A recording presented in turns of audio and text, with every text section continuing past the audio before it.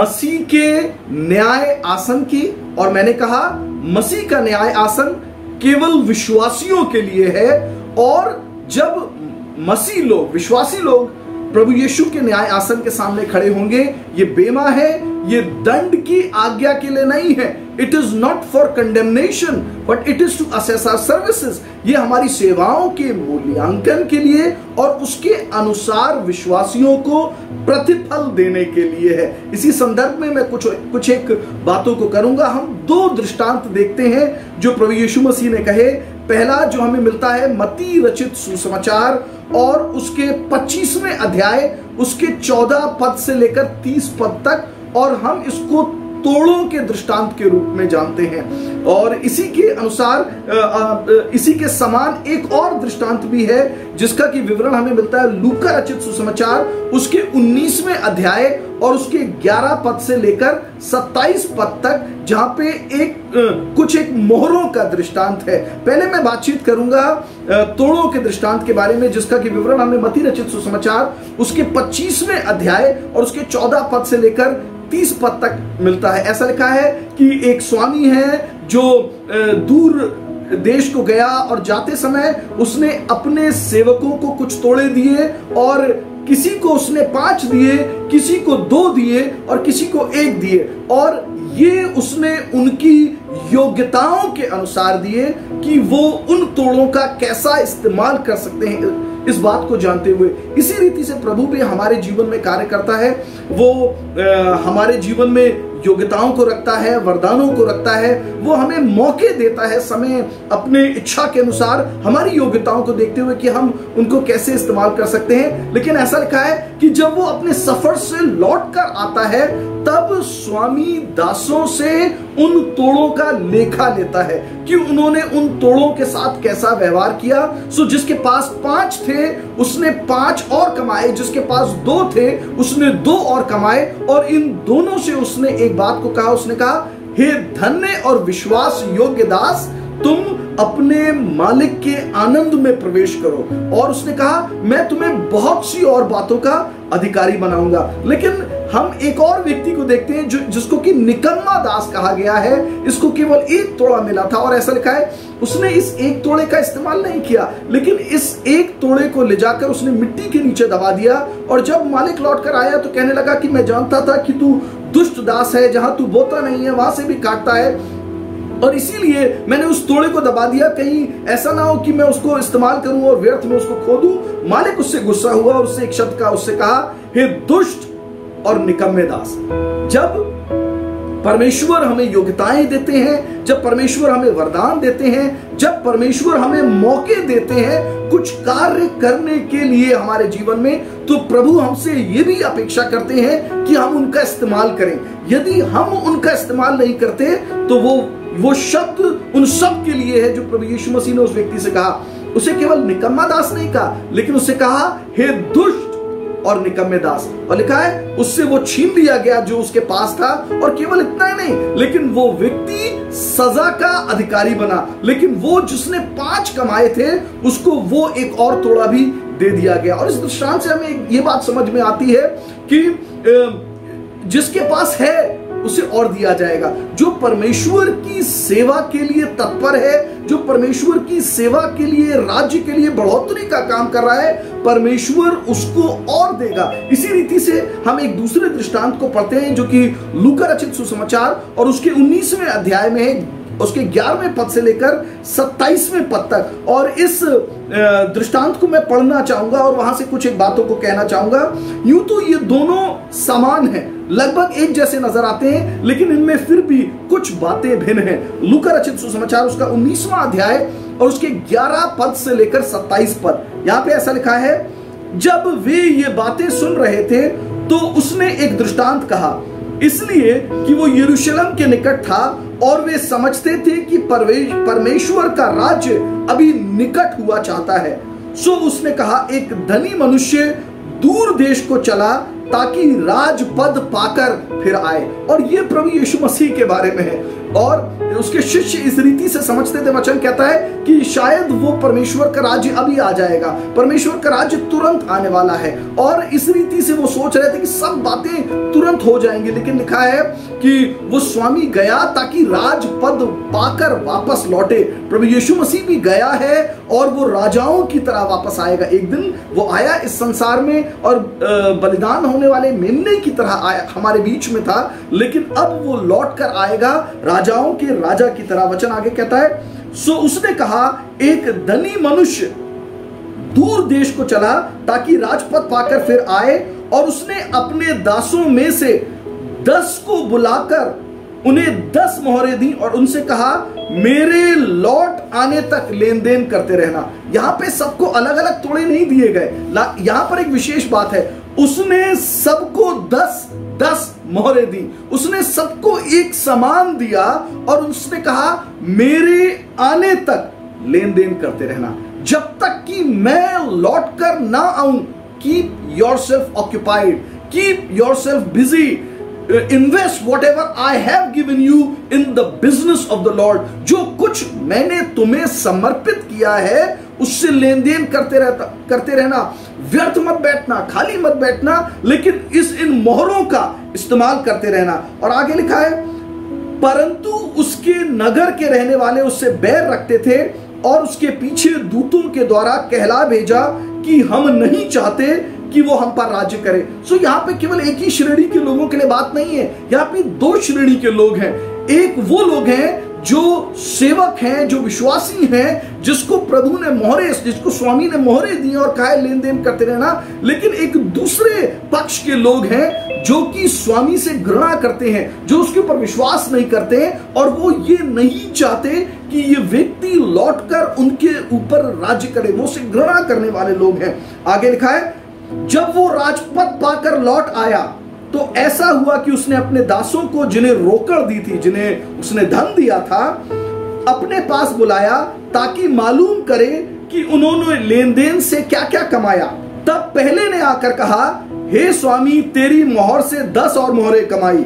उसने कहा, हे उत्तम दास, तू धन्य है, तू बहुत ही थोड़े में विश्वासी निकला, अब 10 नगरों पर अधिकार रख। वो थोड़ा जो परमेश्वर ने हमें दिया है, यदि हम उस थोड़े में विश्वास योग्य रहते हैं, तब परमेश्वर हमें बहुत का अधिकारी बनाता है। बहुत सी बार लोग बड़ी सेवा को चाहते हैं, बहुत सी बार लोग शुरुआत से बड़े कामों को बड़े स्थानों पर दिखना चाहते हैं, लेकिन हर व्यक्ति की सेवा की शुरुआत छोटे से होती है, थोड़े से होती है। और वचन हमें एक बात को साफ बताता है, यदि हम थोड़े में विश्वास योग्य हैं, तभी परमेश्वर हमें बड़े स्थानों पर इस्तेमाल कर सकता है। आगे लिखा है, दूसरे ने आकर कहा, हे स्वामी, तेरी मोहर से मैंने 5 और मोहरें कमाई हैं। उसने उससे भी कहा, तू भी 5 नगरों का हाकिम हो जा, तू भी 5 नगरों के ऊपर अधिकारी हो जा।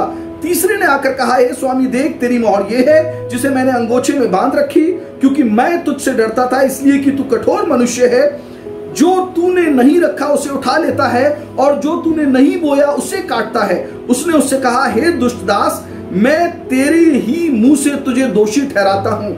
तू मुझे जानता था कि कठोर मनुष्य हूं, जो मैंने नहीं रखा उसे उठा लेता हूं, जो मैंने नहीं बोया उसे काटता हूं। तो तूने मेरे रुपए कोठी में क्यों ना रख दिए कि मैं आकर ब्याज समेत ले लेता। और जो लोग निकट खड़े थे, उसने उनसे कहा, वो मोहर उससे ले लो, और जिसके पास 10 मोहरें हैं उसे दे दो। देखिए, जिसके पास है उसे और दिया जाएगा। उसने उनसे कहा, हे स्वामी, उसके पास तो 10 मोहरें हैं। मैं तुमसे कहता हूं कि जिसके पास है उसे दिया जाएगा, जिसके पास नहीं है उससे वो भी जो उसके पास है ले लिया जाएगा। परंतु मेरे उन बैरियों को, जो नहीं चाहते थे कि मैं उन पर राज्य करूं, उनको यहां लाकर मेरे सामने घात करो। ये दूसरी श्रेणी के लोग हैं, और इन दूसरी श्रेणी के लोगों के विषय में मैं अभी चर्चा करूंगा। वो जो स्वामी से घृणा करते थे, उसने कहा, उन्हें मेरे सामने लाकर घात करो। हर एक मनुष्य को, चाहे वो प्रभु को ऊपर विश्वास करता है या नहीं करता है, हर एक मनुष्य को एक दिन अपने जीवन का लेखा जोखा परमेश्वर के सामने देना है।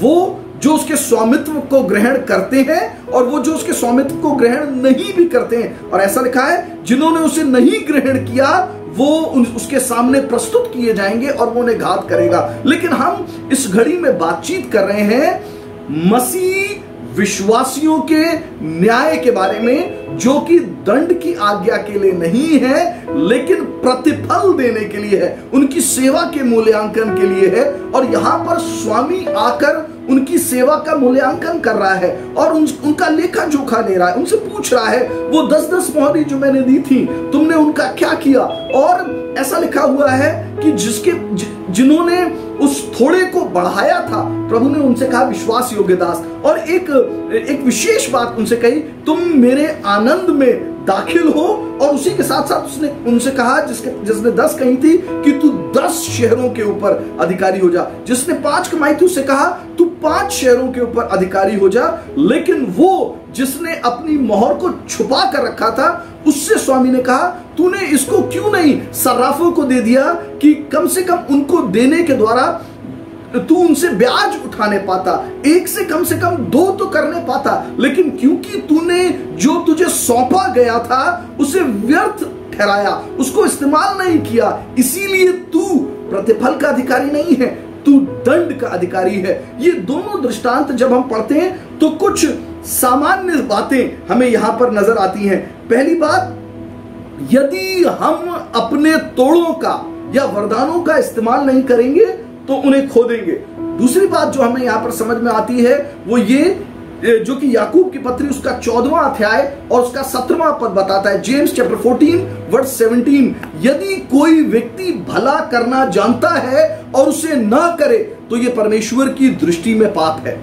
परमेश्वर ने हमें कुछ सेवा दी है, परमेश्वर ने हमें कुछ प्रकाशन दिए हैं, परमेश्वर ने हमें कुछ बातों को सिखाया है, कुछ योग्यताएं दी हैं।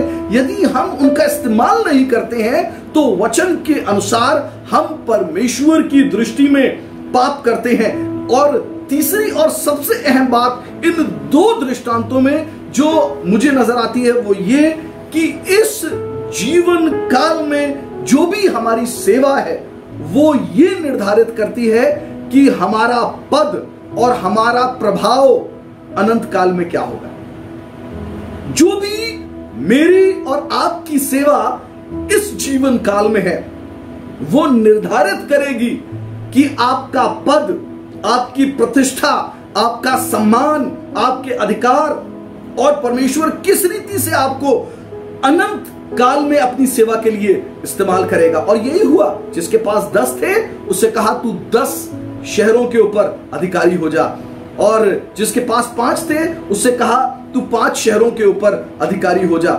इसी रीति से प्रभु हमारे साथ करेगा। देखिए वचन हमें ऐसा बताता है, प्रकाशित वाक्य की पुस्तक और उसके 20 अध्याय और उसके 6 पद के अंदर, रेवलेशंस चैप्टर 20 एंड वर्स 6, कि प्रभु यीशु मसीह के आगमन पर हम जो कलीसिया के लोग हैं, जो मसीह के ऊपर विश्वास करने वाले लोग हैं, वो 1000 वर्ष तक प्रभु यीशु मसीह के साथ राज्य करेंगे। ये अद्भुत बात है। हम जो प्रभु के जानने वाले लोग हैं, हम 1000 वर्ष तक प्रभु यीशु मसीह के साथ राज्य करेंगे। और जब प्रभु यीशु 1000 वर्ष तक इस संसार में राज्य कर रहा होगा, उसे सेवकों की आवश्यकता होगी, उसे उन लोगों की आवश्यकता होगी जिनके हाथों में वो सेवा को रखे, जिनके पास वो अपने अधिकार को रखे।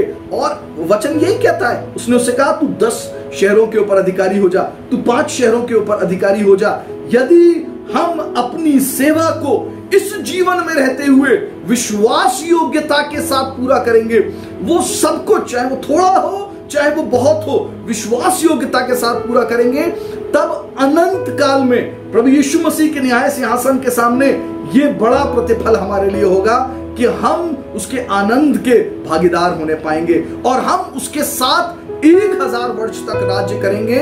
और ये हमारे लिए आनंद की बात होगी। प्रकाशित वाक्य की पुस्तक और उसका 22 अध्याय और उसका 12वां पद कहता है, प्रभु यीशु मसीह कहते हैं प्रकाशित वाक्य की पुस्तक उसके 22 अध्याय और 12वें पद में, देख मैं शीघ्र आने वाला हूं और हर एक के काम के अनुसार बदला देने के लिए प्रतिफल मेरे पास है। यीशु मसीह का ये वायदा है कलीसिया से, I am coming soon and my reward is with me. हर एक के काम के अनुसार प्रतिफल देने के लिए मेरे पास है। हर एक का प्रतिफल एक जैसा नहीं है, लेकिन हर एक के काम के अनुसार जब मसीह विश्वासी बेमा मसीह न्याय सिंहासन के सामने खड़े होंगे, ये दंड के लिए नहीं है, ये हमारी सेवाओं के मूल्यांकन और परमेश्वर हमें जो प्रतिफल देगा उसके लिए है। लेकिन ये हमारे कार्यों के, हमारे कामों के अनुसार है। पहले कुरिन्थियों की पुस्तक और उसका 2 अध्याय और उसका 9वां पद हमें ऐसा बताता है, वो कल्पनाएं जो परमेश्वर ने हमारे लिए की हैं, वो योजनाएं अनंत काल की जो परमेश्वर ने मेरे और आपके लिए रखी हैं, वो ना तो आंखों ने देखी, ना कानों ने सुनी है, ना मनुष्य के चित्त में समाई है, लेकिन वो अद्भुत है, वो अकल्पनीय है। उन सारी बातों को हम समझ और बूझ नहीं सकते हैं अभी, लेकिन उनकी कुछ झलकियां हम धर्मशास्त्र बाइबल के अंदर देखते हैं। कुछ एक बातें जो हमें धर्मशास्त्र बाइबल के अंदर वर्णन में मिलती हैं, उन बातों को हम समझने पाते हैं। और सबसे पहली बात तो यही कि हम उसके साथ अधिकार प्राप्त करेंगे, हम उसके साथ राज्य प्राप्त करेंगे। और इसी के साथ साथ एक झलक हमें मिलती है कुछ एक मुकुटों की, जो प्रभु प्रतिफल के रूप में विश्वासियों को देगा।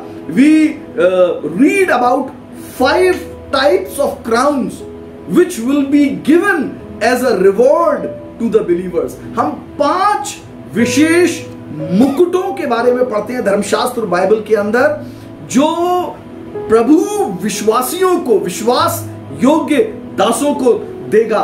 और ये 5 मुकुट हैं। इनमें से पहला है क्राउन ऑफ इनकरप्शन, ना मुरझाने वाला मुकुट, जिसका कि विवरण हम पढ़ते हैं पहले कुरिन्थियों की पुस्तक और उसके 9वें अध्याय और उसके 25वें पद में। यहां पे पौलुस कहते हैं, हर एक पहलवान सब प्रकार का संयम करता है, वो तो एक मुरझाने वाले मुकुट को पाने के लिए ये सब करते हैं, परंतु हम जो उस मुकुट के लिए करते हैं जो मुरझाने का नहीं, हम तो उस मुकुट के लिए करते हैं जो मुरझाने का नहीं। ये विजेताओं का मुकुट है। और इसीलिए वो कहते हैं कि दौड़ में दौड़ तो बहुत से लोग रहे हैं, कार्य तो बहुत से लोग कर रहे हैं, सेवा तो बहुत से लोग कर रहे हैं, लेकिन हर एक व्यक्ति अपनी दौड़ को पूरी करके प्रतिफल प्राप्त नहीं करता है। और केवल वही प्रतिफल प्राप्त करेगा जो अपनी दौड़ को सही तरीके से पूरा करे। और इसीलिए इस ना मुरझाने वाले मुकुट को हम विजेताओं का मुकुट कहते हैं। और यहां पे पौलुस कहते हैं, प्रभु हर एक उस व्यक्ति को जो अपनी दौड़ को पूरा करेगा, ये ना मुरझाने वाला मुकुट देगा। दूसरा मुकुट जिसका कि वर्णन हम धर्मशास्त्र बाइबल के अंदर पढ़ते हैं, वो है धार्मिकता का मुकुट। It is the crown of righteousness.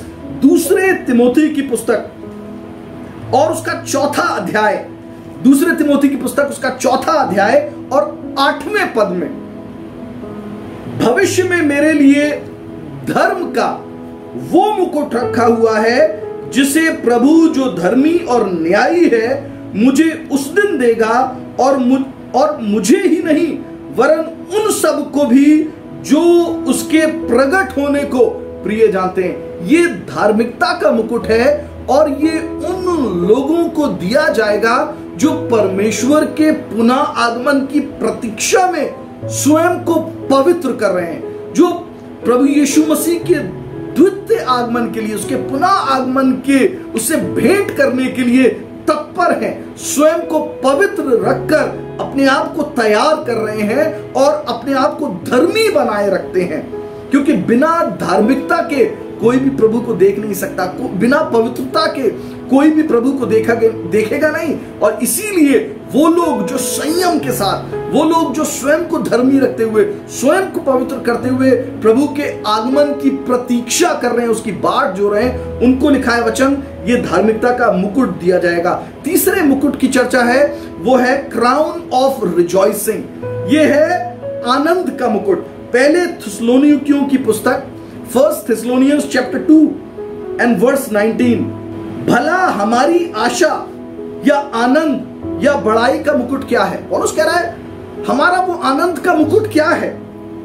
क्या हमारे प्रभु यीशु मसीह के सम्मुख उसके आने के समय तुम ना होगे? जब प्रभु यीशु मसीह आएगा उस समय वो आनंद का मुकुट हमारे लिए क्या ठहरेगा? वो आत्माएं जिनके जीवनों में हमने कार्य किया परमेश्वर के राज्य के लिए, वो आत्माएं जो हम बचाकर लाए और हमने परमेश्वर के सामने प्रस्तुत करी हैं। क्योंकि 18वें पद में वो कहता है, इसीलिए हमने एक बार नहीं वरन 2 बार तुम्हारे पास आना चाहा, परंतु शैतान हमें रोके रहा। बहुत सी बार शैतान हमें रोकता है, बहुत सी बार शैतान और लोगों को रोकता है कि वो लोग प्रभु के पास आने पाए। लेकिन जब हम प्रभु के राज्य के लिए मेहनत करते हैं और आत्माओं को जीत कर लाते हैं, तो प्रभु की ओर से उनके लिए जो आत्माओं को प्रभु के राज्य में जोड़ते हैं, एक आनंद का मुकुट रखा हुआ है। चौथा मुकुट या 4th crown is the crown of glory, ये महिमा का मुकुट है। पहले पतरस की पत्री उसका 5वां अध्याय और इसके 4थे पद में इसका वर्णन है, लिखा है, जब प्रधान रखवाला प्रकट होगा तो तुम्हें महिमा का मुकुट दिया जाएगा। और ये महिमा का मुकुट किन लोगों के लिए? पहले 3 पद में उसका विवरण है, लिखा हुआ है, तुम में जो प्राचीन है, ये पास्टर्स के लिए है।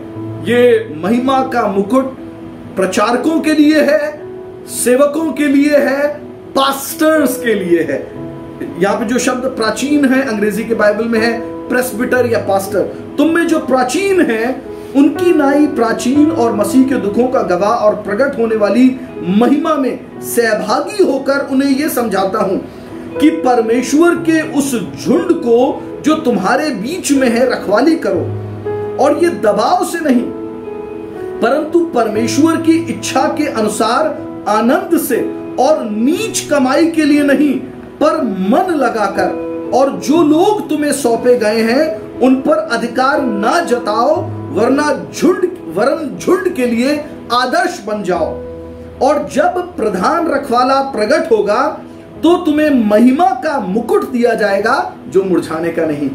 ये सेवकों के लिए है, ये प्रचारकों के लिए है। शायद आप एक कलीसिया के पास्टर नहीं हैं, लेकिन आपको कुछ एक लोग दिए गए हैं जिनके जीवन में आप कार्य करें। शायद आपका परिवार आपके लिए वो छोटा सा झुंड है, लेकिन जब हम विश्वास योग्यता के साथ उस झुंड की सेवा करते हैं, स्वार्थ के साथ नहीं, तब हम उस महिमा के मुकुट को पाने के अधिकारी होते हैं। 5वां मुकुट है द क्राउन ऑफ लाइफ, ये जीवन का मुकुट है।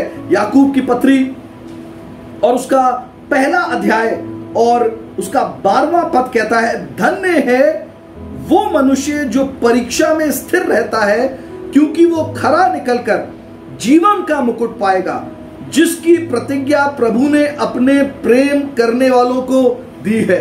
इसको हम मार्टियर्स क्राउन भी कहते हैं या बलिदानियों का मुकुट भी कहते हैं, जो परीक्षाओं के बीच में स्वयं को स्थिर रखते हैं, जो अपने जीवन को भी बलिदान करने के लिए तैयार हैं। क्योंकि प्रकाशित वाक्य की पुस्तक उसका 2 अध्याय और उसका 10वां पद कहता है, जीवन देने तक विश्वास योग्य रहे तब तू जीवन का मुकुट पाएगा। जीवन पर्यंत विश्वास योग्य रहो तब तुम जीवन का मुकुट पाओगे। मैं इन 5 मुकुटों की चर्चा इसलिए कर रहा हूं क्योंकि ये पदकों की तरह हैं, ये एक रीति से सम्मान की तरह है। और मैं ये नहीं कह रहा हूं कि केवल यही है जो परमेश्वर ने हमारे लिए रखा है, क्योंकि मैंने अभी बताया पहले कुरिन्थियों की पुस्तक उसके 2 अध्याय 9वें पद से, आंखों ने नहीं देखी, कानों ने नहीं सुनी, मनुष्य के चित्त में भी नहीं समाई वो कल्पनाएं, वो योजनाएं जो परमेश्वर ने हमारे लिए की हैं। लेकिन ये झलकियां मात्र हैं, ये वो पदक है, वो सम्मान है जो परमेश्वर ने विश्वासियों के लिए रखे हैं,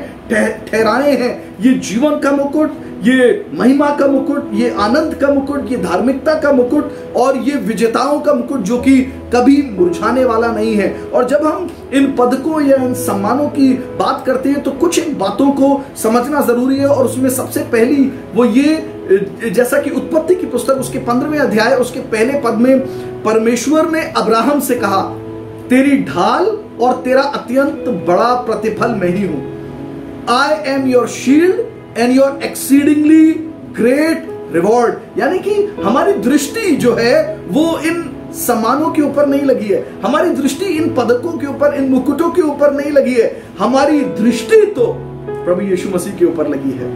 और यही इब्रानियों की पुस्तक और उसका 12वां अध्याय उसका 2 पद बताता है कि हमें हर एक उलझाने वाली बात, हर एक भटकाने वाली बात को दूर करके इस दौड़ को दौड़ना है और हमारी दृष्टि हमारे उद्धार के कर्ता और पूरा करने वाले प्रभु यीशु मसीह की ओर लगी रहनी चाहिए, क्योंकि वही हमारी ढाल और हमारा अत्यंत बड़ा प्रतिफल है। और दूसरी बात, इसी संदर्भ में सम्मान और वो प्रतिफल जो हमें मिलेंगे उसके संदर्भ में इस बात को जरूर कहना चाहूंगा, जैसा मत्ती रचित सुसमाचार और उसके 6 अध्याय और उसके पहले 4 पद के अंदर लिखा है। मत्ती रचित सुसमाचार उसका 6 अध्याय वर्सेस 1 till 4, वो ये कहते हैं, तुम अपने धर्म के काम, प्रभु यीशु मसीह ने कहा, तुम अपने धर्म के काम संसार को दिखाने के लिए मत करो। और यदि तुम अपने धर्म के काम संसार को दिखाने के लिए कर रहे हो तो तुम अपना प्रतिफल परमेश्वर पिता से नहीं पाओगे।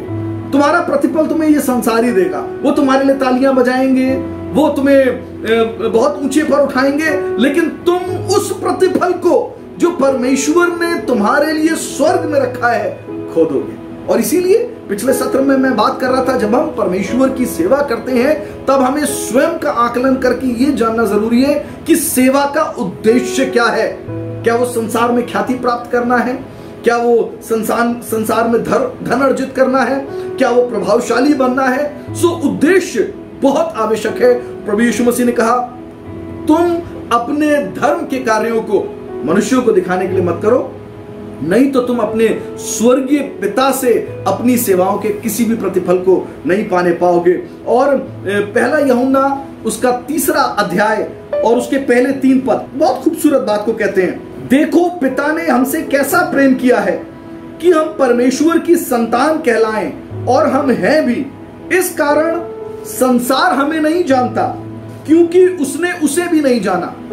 परमेश्वर ने हमें कैसा अनुग्रह दिया कि उसने हमें अपने बेटे और बेटियां कहकर बुलाया है। संसार हमें नहीं पहचान सकता, संसार नहीं समझता है कि हमारी विशेषता क्या है, परमेश्वर की नजर में हमारी क्या अहमियत है, क्योंकि संसार परमेश्वर को भी नहीं जानता। दूसरे पद में वो कहता है, हे प्रियो, अभी तक हम परमेश्वर की संतान हैं और अब तक ये प्रकट नहीं हुआ कि हम क्या कुछ होंगे।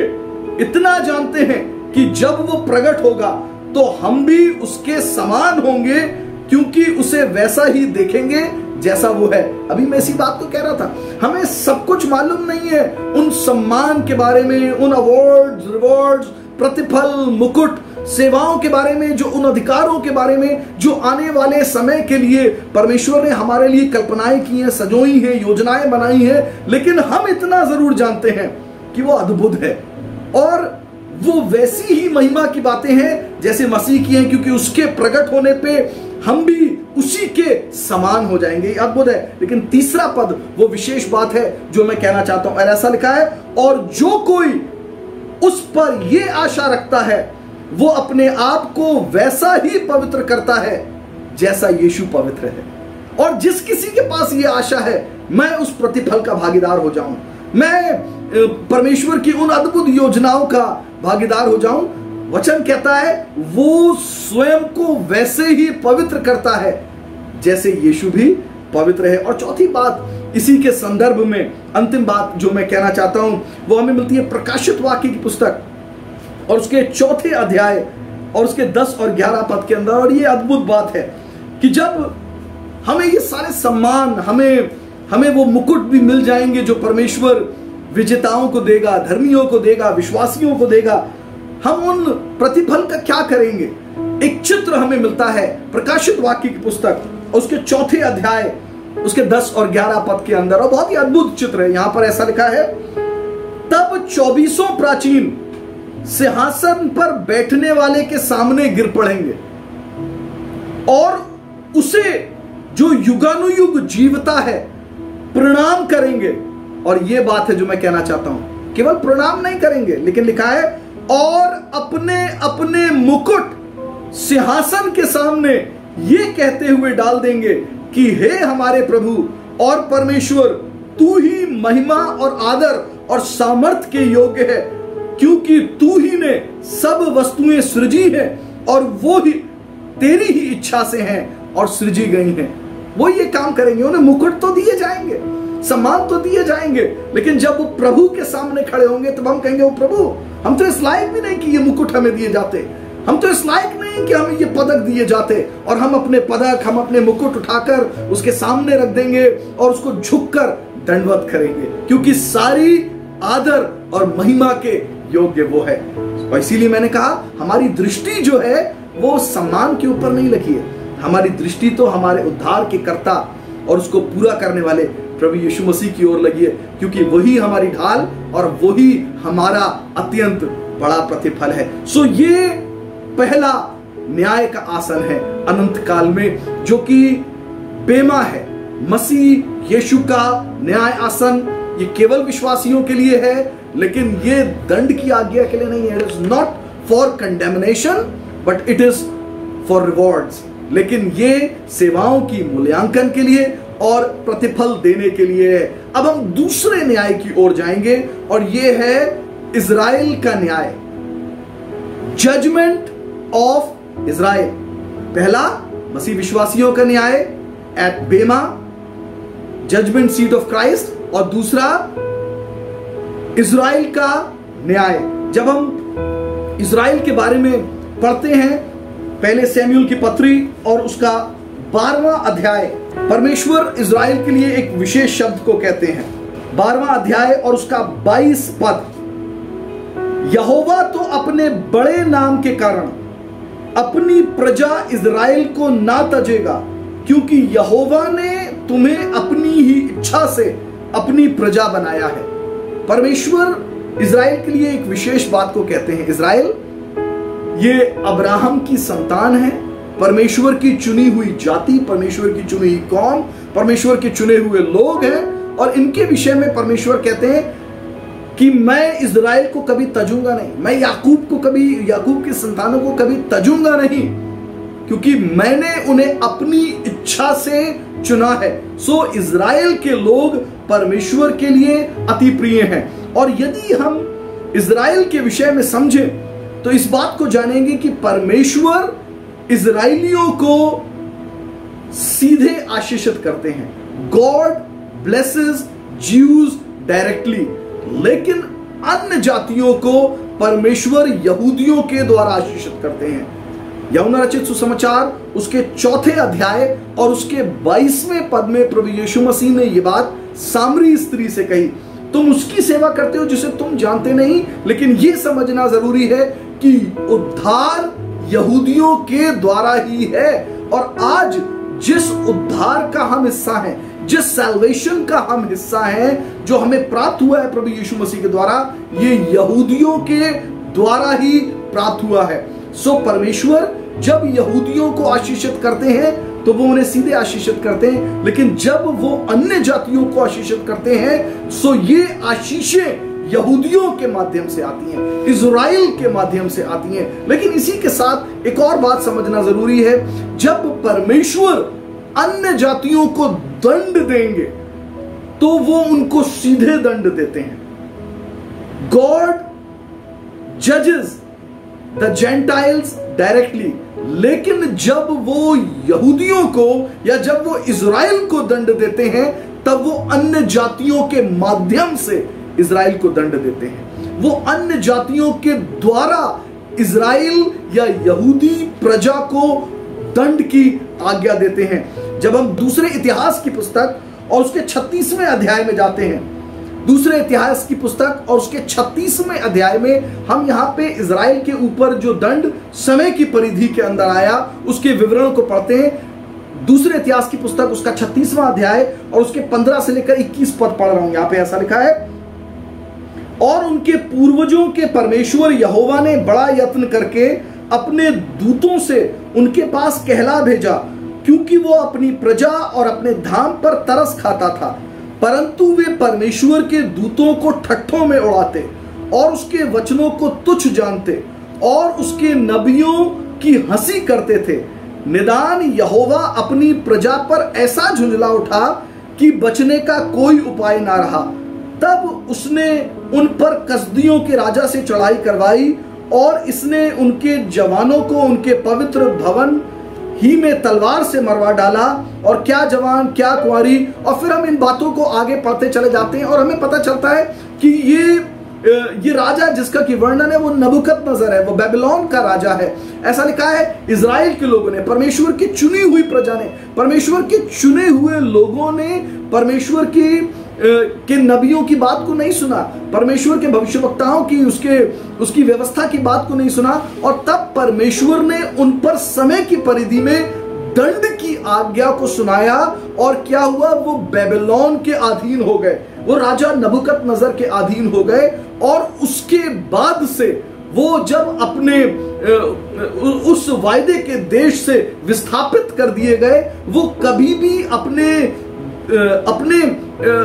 उस देश में जो परमेश्वर ने उन्हें दिया था पूरी रीति से लौट नहीं पाए हैं। आज के दिन तक वे विस्थापित किए गए जब राजा नबूकदनेस्सर ने, बेबीलोन के साम्राज्य ने उनके ऊपर चढ़ाई करी। और उसके बाद फिर हम पढ़ते हैं कि सीरिया ने उनके ऊपर आक्रमण किया और वो सीरिया के अधीन हो गए। हम पढ़ते हैं कि वो पर्शिया के अधीन हो गए, फिर यूनान के अधीन हो गए, फिर रोमी साम्राज्य के अधीन हो गए।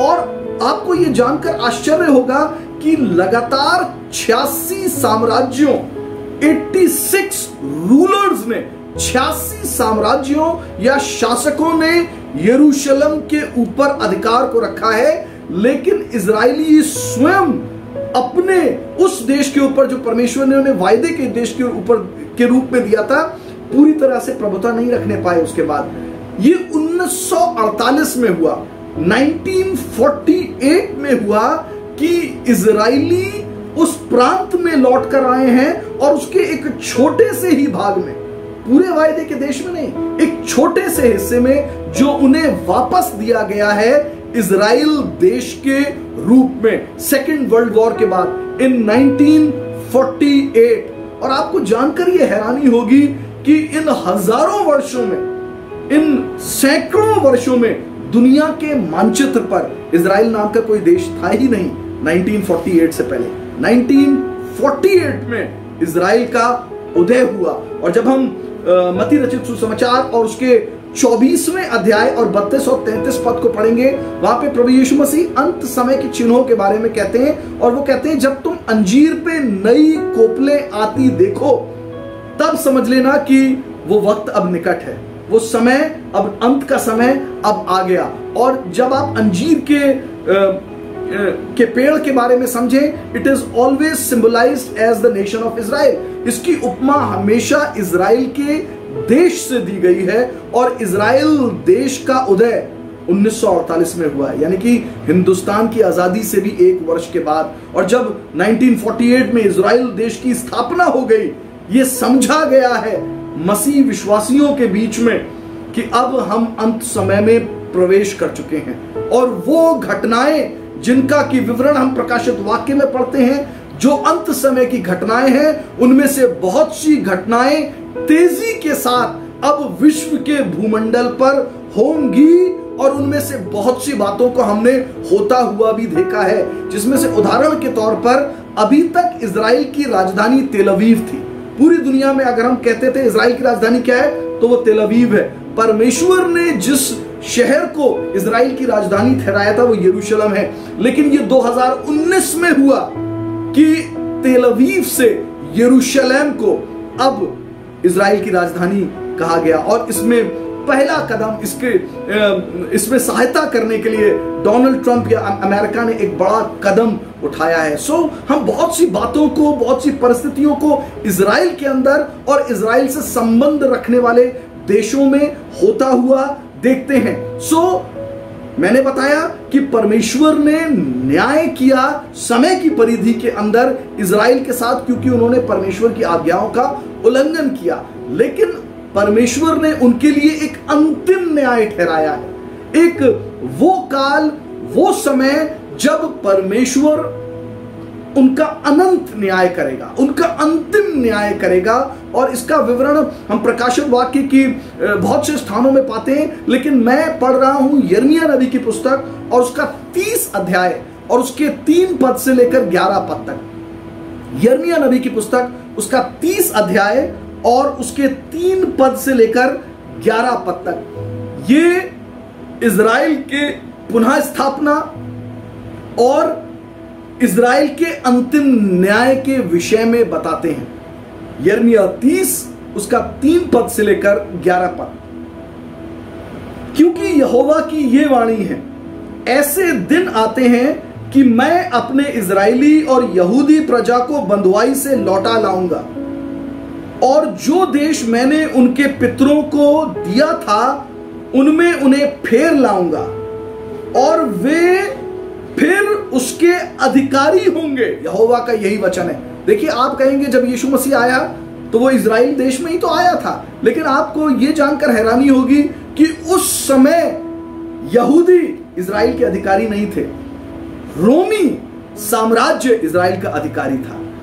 इज़राइली लोग, यहूदी लोग अपने प्रांत के अधिकारी 1948 में बने हैं। उससे पहले उनसे उनका साम्राज्य छीन लिया गया था और वो भले ही अपने उस हिस्से में रहे जो परमेश्वर ने उन्हें दिया, लेकिन साम्राज्य किसी और का था, अधिकार किसी और के पास था, कोई और था जो उनके ऊपर प्रभुता कर रहा था। और केवल इतना ही नहीं, लेकिन यहूदी पूरी दुनिया में विस्थापित हो गए।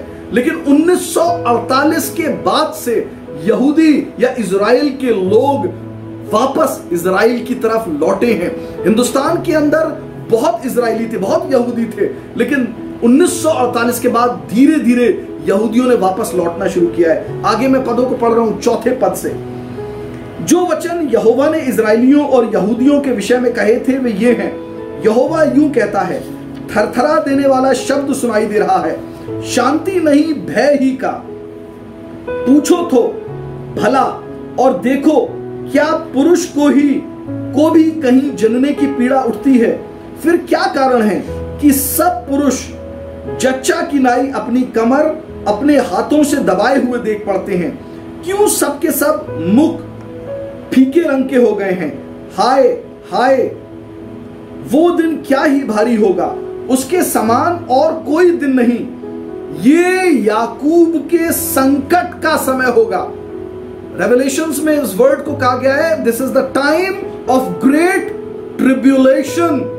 ये बड़े संकट का समय होगा। ये वो समय होगा जब एंटी क्राइस्ट इज़राइल के ऊपर अधिकार दिखाएगा और ये इज़राइल के लिए, ये याकूब के लिए बड़े संकट का समय होगा, परंतु वो उससे भी छुड़ाया जाएगा।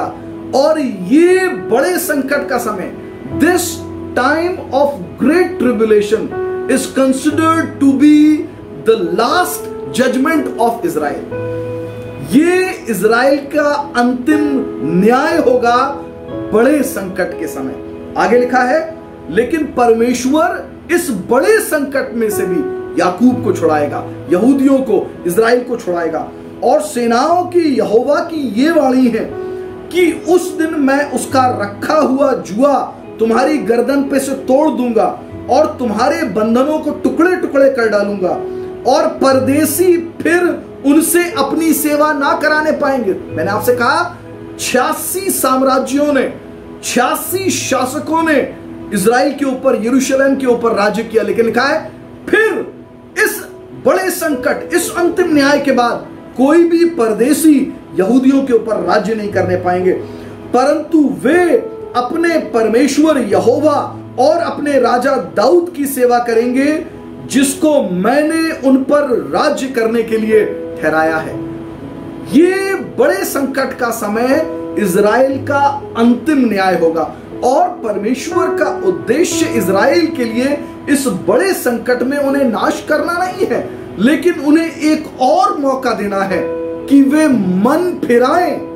और इस बड़े संकट के दिन के आने से पहले यह आवश्यक है धर्मशास्त्र बाइबल के अनुसार कि यहूदी अपने देश वापस लौटते, दोबारा इज़राइल का गठन होता। सो इज़राइल का गठन हुआ है और हम वैश्विक स्तर पर बहुत से बदलाव होते हुए देख रहे हैं, जो कि एक अंतिम युद्ध की ओर इशारा करते हैं। और इस अंतिम युद्ध को इज़राइल के लिए, याकूब के लिए बड़े संकट का समय बताया गया है। लेकिन इस संकट के समय में परमेश्वर याकूब को, यहूदियों को इज़राइल को छुड़ाएगा, उनके लिए लड़ेगा और वो उन्हें मौका देगा कि वो मन फिराए और वो प्रभु यीशु को, जिसका उन्होंने तिरस्कार किया था, जिसको उन्होंने ग्रहण नहीं किया था, वे उसको प्रभु करके जाने।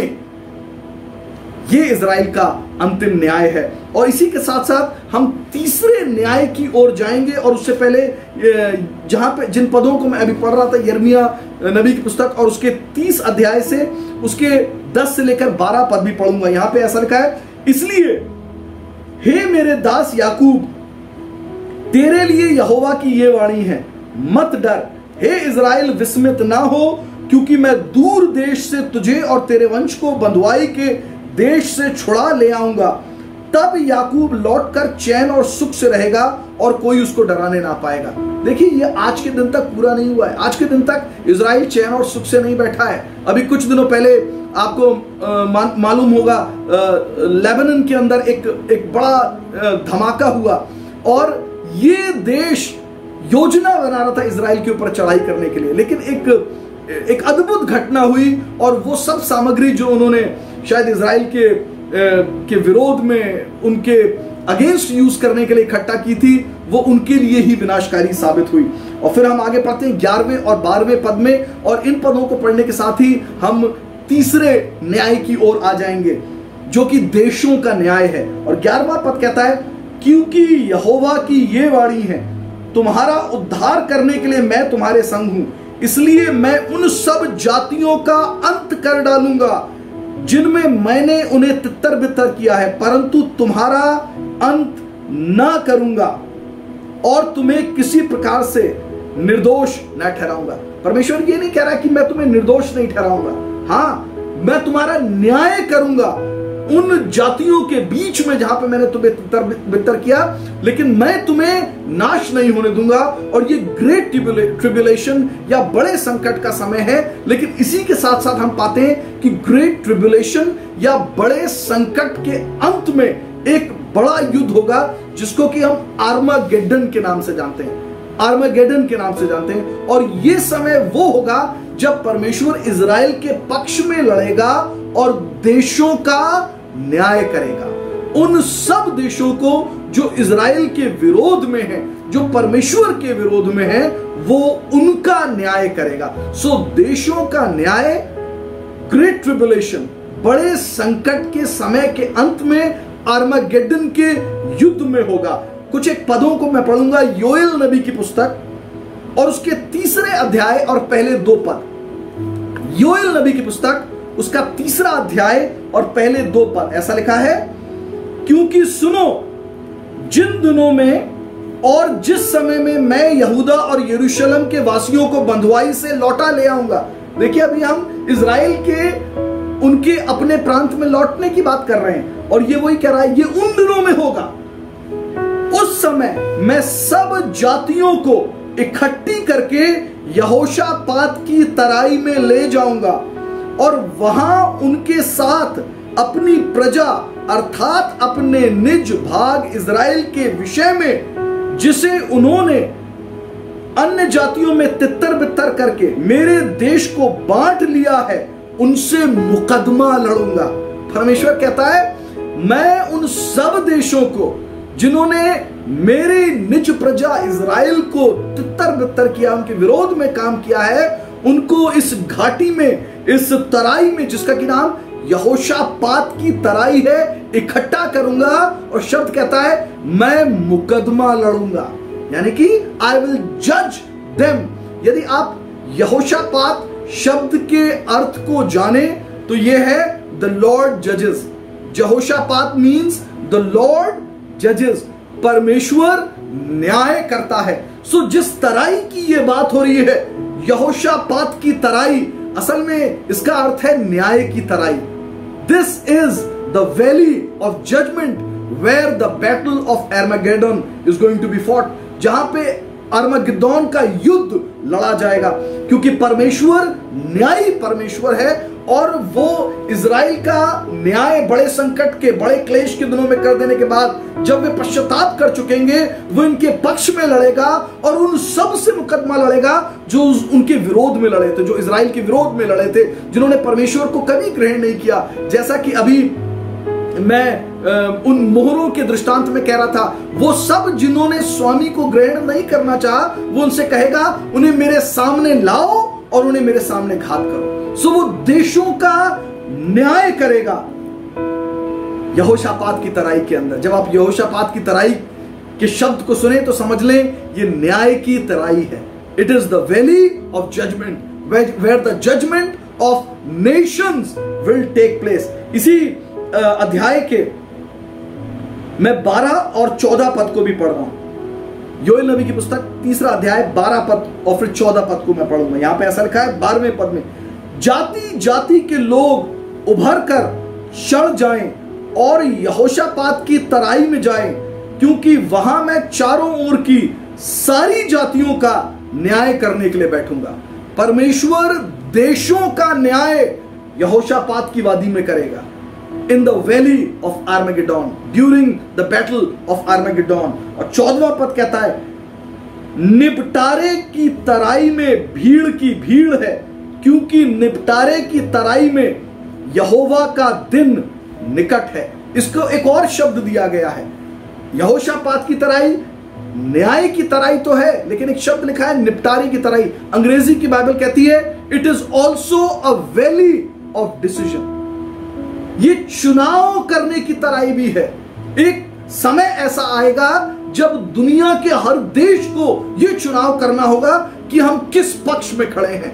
हम जीवित परमेश्वर के पक्ष में खड़े हैं, हम इज़राइल के पक्ष में खड़े हैं, या हम विरोध में खड़े हैं। ये चुनाव का स्थान होगा और इन दोनों चुनाव से अलग कोई तीसरा स्थान नहीं होगा। कोई ये कहे कि नहीं भाई हम न्यूट्रल बैठे हैं, हम बीच के स्थान में बैठे, हमें कुछ लेना देना नहीं है।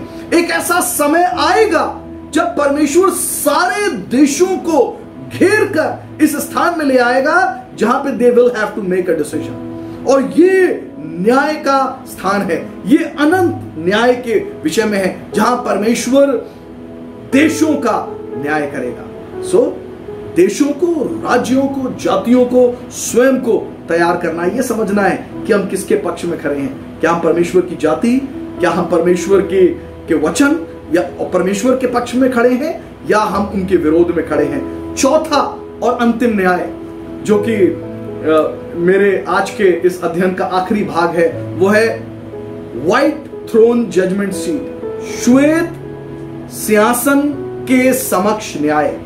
श्वेत सिंहासन के समक्ष न्याय। और अगर हम श्वेत वर्ड को पढ़ते हैं, व्हाइट वर्ड को पढ़ते हैं, तो हमें पता चलता है ये धार्मिकता के विषय में है। और परमेश्वर का जो न्याय सिंहासन है वो धार्मिकता का न्याय सिंहासन है, क्योंकि परमेश्वर धर्मी है और वो न्यायी है। उसमें कपट नहीं है, उसमें पक्षपात नहीं है। इन बातों को मैं पिछले सत्र में कह रहा था।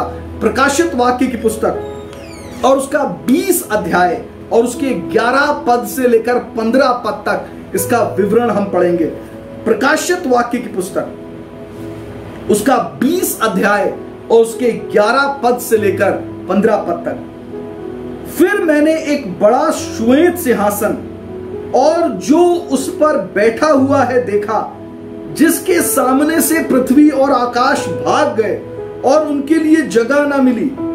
फिर मैंने छोटे बड़े सब मरे हुओं को सिंहासन के सामने खड़े हुए देखा और पुस्तकें खोली गईं और फिर एक पुस्तक खोली गई, अर्थात जीवन की पुस्तक।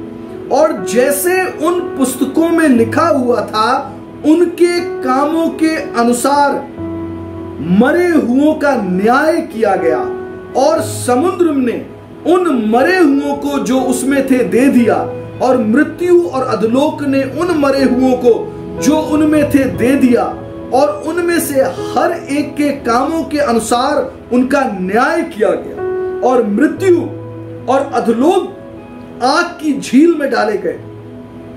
ये आग की झील तो दूसरी मृत्यु है और जिस किसी का नाम जीवन की पुस्तक में लिखा हुआ ना मिला वो आग की झील में डाला गया। ये समझना आवश्यक है कि श्वेत सिंहासन के न्याय और मसीह यीशु के बीमा न्याय सिंहासन के बीच में 1000 साल का अंतर है। जैसा कि हमने पढ़ा था प्रकाशित वाक्य की पुस्तक उसके 20 अध्याय और पहले 6 पद जब आप पढ़ेंगे तो ऐसा लिखा है, प्रभु यीशु मसीह के द्वितीय आगमन पर पहला पुनरुत्थान होगा, फर्स्ट रिजरेक्शन होगा, और प्रथम पुनरुत्थान और इस द्वितीय पुनरुत्थान के बीच में 1000 वर्ष का फासला है। ये 2 पुनरुत्थान है और इनके बीच में 1000 वर्ष का डिस्टेंस है, फासला है। और इस 1000 वर्ष को हम मिलेनियम कहते हैं, जब हम मसीह के साथ इस संसार में राज्य कर रहे होंगे। इस 1000 वर्ष के पूरे होने के बाद बाकी मृतक जिन्होंने प्रभु यीशु मसीह के ऊपर विश्वास नहीं किया था, जिन्होंने प्रभु को नहीं जाना था, अपना जीवन समर्पित नहीं किया था, लिखा है वे भी मृतकों में से जिलाए जाएंगे और वे जिस न्याय सिंहासन के सामने खड़े होंगे वे परमेश्वर का श्वेत न्याय का सिंहासन है। It is the white throne judgment seat of God the father. लेकिन यहां पे कुछ एक बातें बहुत अद्भुत हैं। जब मसीह विश्वासी जिलाए गए तो वे मृत नहीं रहे, लेकिन वे प्रभु में जीवित कहलाए। लेकिन जब हम यहां पर पढ़ते हैं तब आप एक शब्द को पढ़ेंगे बार बार, वे मृतकों में से खड़े तो किए गए हैं but they are still considered dead. उन्हें अभी भी मृत माना गया है। और बार बार जो शब्द आया है मरे हुए लोग, डेड पीपल। और ऐसा इसलिए क्योंकि वो अपने पापों में मरे हुए हैं, because they are dead in trespasses and their sins. और यहां पे ऐसा लिखा है कि पुस्तकें खोली जाएंगी और हर एक को व्यक्तिगत तौर पर, कोई भी व्यक्ति इससे अछूता नहीं है, हर एक व्यक्ति को अपने जीवन कार्यों के अनुसार अपने जीवन का लेखा देना है और हर एक व्यक्ति के जीवन के विषय पुस्तकों के अंदर वर्णन है। यानी कि जो कोई भी व्यक्ति किसी भी बात को कर रहा है, चाहे वो उनके विचार हो, चाहे वो उनके जीवन के कार्य हो, वो उनकी व्यक्तिगत पुस्तकों में वर्णित है। और जब वो परमेश्वर के श्वेत सिंहासन के सामने खड़े होंगे तब वे पुस्तकें खोली जाएंगी और उसके अनुसार उनके जीवन का लेखा जोखा उनसे लिया जाएगा। लेकिन यहां पे ये समझना जरूरी है, उनके जीवन के कार्य उन्हें परमेश्वर के सामने धर्मी ठहराए जाने के लिए काफी नहीं है। और इसीलिए लिखा है एक और पुस्तक खोली गई जो कि जीवन की पुस्तक है, और शब्द लिखा है जिस किसी का नाम जीवन की पुस्तक में नहीं था वो अधोलोक में जाएगा, वो मृत्यु को प्राप्त होगा। सो केवल एक ही तरीका है कि हम परमेश्वर के न्याय सिंहासन से बच सकें, और वो ये कि हमारा नाम जीवन की पुस्तक में लिखा हो। यीशु मसीह ने कहा लूका रचित सुसमाचार उसके 10वें अध्याय और उसके 20वें पद में अपने चेलों से, इस बात से आनंदित मत हो कि दुष्ट आत्माएं तुम्हारे वश में हैं, लेकिन इस बात से आनंदित हो कि तुम्हारे नाम जीवन की पुस्तक के अंदर लिखे हुए हैं। और इसीलिए जब हम प्रकाशित वाक्य की पुस्तक उसके 2 अध्याय और उसे 6 पद को पढ़ते हैं, मैं 5 और 6 पद को दोबारा पढ़ूंगा। यहाँ पे प्रकाशित वाक्य की पुस्तक 20 अध्याय 5 और 6 पद, ये मैंने पिछले सत्र में पढ़े थे, इनको दोबारा पढ़ रहा हूं। यहाँ पे ऐसा लिखा है, और जब तक ये 1000 वर्ष पूरे ना हुए तब तक शेष मरे हुए ना जी उठे। ये तो पहला मृतक उत्थान है। धन्य और पवित्र वो है जो पहले पुनरुत्थान का भागी हो। वो जो दूसरे पुनरुत्थान के भागी होंगे वे धन्य नहीं है, क्योंकि वे दंड के अधिकारी होंगे, वे दंड के अधिकारी होंगे। ऐसों पर दूसरी मृत्यु का कुछ अधिकार नहीं। जो प्रथम पुनरुत्थान के भागी होंगे उन पर दूसरी मृत्यु का अधिकार नहीं, लेकिन जो दूसरे पुनरुत्थान में उठाए जाएंगे वे दूसरी मृत्यु को भी प्राप्त करेंगे। वे अनंत काल की मृत्यु के भागीदार होंगे, क्योंकि उनके व्यक्तिगत जीवन कार्य किसी भी रीति से उन्हें परमेश्वर के सामने धर्मी नहीं ठहरा सकते। केवल एक बात कि आपके नाम जीवन की पुस्तक में लिखे हैं या नहीं। आगे लिखा है, पर वे परमेश्वर और मसीह के याजक होंगे और उसके साथ 1000 वर्ष तक राज्य करेंगे। ये विश्वासियों के लिए इस बात को लिखा गया है। सो बेहतर ये है कि हम प्रथम पुनरुत्थान के भागी हों। एक प्रश्न यहां पर उठता है, यदि वे लोग जो 1000 वर्ष के बाद दोबारा से परमेश्वर के श्वेत सिंहासन के सामने खड़े किए जाएंगे, परमेश्वर उनका न्याय क्यों कर रहा है जब उन्हें वापस मृत्यु और अधोलोक को दिया जाना है, जब उन्हें अनंत दंड का भागीदार होना है? तो परमेश्वर इस बात को जानने के बावजूद कि वो धर्मी नहीं है, उनके नाम जीवन की पुस्तक में नहीं है, उनको क्यों न्याय के लिए बुलाता है? ताकि वो सब जो इस संसार में कभी भी रहे हैं उनको उनका उचित न्याय मिले, so that everybody gets a fair trial, a fair judgment. किसी को ये कहने का मौका ना हो कि हमारा ठीक न्याय नहीं हुआ, हमारे से तो परमेश्वर ने पूछा ही नहीं, हमारा तो लेखा जोखा ही नहीं लिया और बिना न्याय किए हमें दंड का भागीदार बना दिया। सो जब वो लोग जो 1000 वर्ष बाद जिलाए जाएंगे, it is only to give them a fair trial, fair trial, ताकि वो कभी ये ना कह सके कि हमारा तो लेखा जोखा ठीक से नहीं लिया गया, परमेश्वर ने हमारा ठीक से न्याय नहीं किया। इसीलिए धन्य है वे जो प्रथम पुनरुत्थान के भागीदार हैं, क्योंकि उन पर दूसरी मृत्यु का कुछ भी अधिकार नहीं होगा। आधार क्या होगा? श्वेत सिंहासन के न्याय का आधार क्या है? मैंने कुछ एक पदों को पिछले सत्र में भी पढ़ा था। रोमियो की पत्री उसके 2 अध्याय उसके 12 से लेकर 16 पद तक आप लोग बाद में पढ़ सकते हैं। और यहाँ पे 3 विशेष बातें लिखी हैं। वो लोग जो दूसरे पुनरुत्थान में परमेश्वर के श्वेत सिंहासन के सामने न्याय के लिए खड़े होंगे, उनके न्याय का आधार क्या होगा? रोमियो की पत्री 2 अध्याय 12 से लेकर 16 पद, यहाँ पे 3 बातें बताई गई हैं। न्याय या तो सुसमाचार के अनुसार होगा, या व्यवस्था के अनुसार होगा, और तीसरा उनके विवेक के अनुसार होगा। यदि उन्होंने सुसमाचार सुना और उसे ग्रहण नहीं किया, वे दंड के अधिकारी हैं। यदि उनके पास व्यवस्था थी, वो इजराइल के लोग थे, लेकिन उन्होंने व्यवस्था का उल्लंघन किया, उसके अनुसार जीवन यापन नहीं किया, परमेश्वर की बातों पर विश्वास नहीं किया, वे दंड के अधिकारी होंगे। और ऐसे भी लोग हो सकते हैं जो कहें, ना तो हमने सुसमाचार सुना, ना कभी हमें व्यवस्था दी गई, इनका न्याय उनके विवेक के अनुसार होगा। सो ये 3 आधार हैं श्वेत सिंहासन के न्याय के, व्हाइट थ्रोन जजमेंट सीट के। पहला व्यवस्था के अनुसार, दूसरा सुसमाचार, और तीसरा विवेक के अनुसार, क्योंकि हम में से हर एक के अंदर परमेश्वर ने कॉन्शियंस और विवेक के अनुसार विवेक को रखा है, जिसके अनुसार हम अच्छे और बुरे के बीच में भेद करना जानते हैं। सो ये 4 अनंत न्याय है। पहला मसीह न्याय सिंहासन, जिसको कि हम बेमा कहते हैं, जो केवल विश्वासियों के लिए है। मैंने अधिक समय लिया इसी के ऊपर बात करने के लिए, क्योंकि ये मुझसे और आपसे संबंध रखता है, और ये बातें इसलिए अधिक आवश्यक हैं क्योंकि इनको पढ़ने और करने के द्वारा हम स्वयं को तैयार करते हैं, तत्पर करते हैं, पवित्र करते हैं प्रभु यीशु मसीह के पुनः आगमन के लिए। दूसरा इजराइल का न्याय है, जो कि बड़े संकट या ग्रेट ट्रिबुलेशन के द्वारा परमेश्वर करेगा, और तीसरा देशों का न्याय है, जो कि ग्रेट ट्रिबुलेशन, बड़े संकट के अंत के दिनों में आर्मगेद्दोन के द्वारा होगा। उस तराई में जो कि यहोशापात की न्याय की तराई है, जो कि चुनाव की तराई भी है, the valley of decision as well, जहां पे देशों का न्याय किया जाएगा।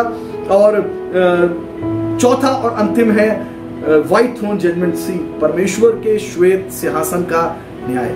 और इसी के साथ हम अपने आज के अध्ययन को समाप्त करते हैं। अगले सप्ताह आपसे फिर मुलाकात होगी एक नए विषय के साथ, जिसके संदर्भ में हम आपको पहले से सूचित करेंगे। परमेश्वर आप सबको आशीष दे।